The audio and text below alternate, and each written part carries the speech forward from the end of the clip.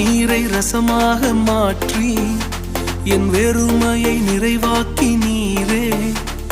வெட்கத்தின் விளிம்பிற்கு சென்றும் என்னை நிறைவோடு மீட்டெடுத்தீரே. தண்ணீரை ரசமாக மாற்றி